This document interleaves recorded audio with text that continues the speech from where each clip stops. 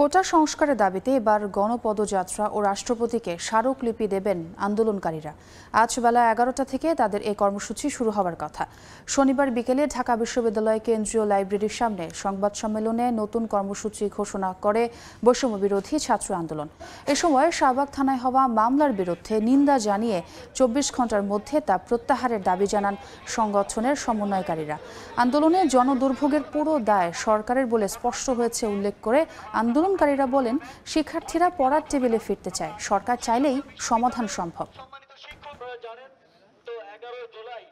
গণপদযাত্রা এবং রাষ্ট্রপতি বরাবর স্মারকলিপি প্রদান সকাল 11টায়। ছাত্র সমাজকে এই ধরনের মামলা হামলা দিয়ে কোনো ধরনের ভয় দেখিয়ে লাভ হবে না। আমরা আগামী 24 ঘন্টার মধ্যে এই মামলা প্রত্যাহারের দাবি জানাচ্ছি।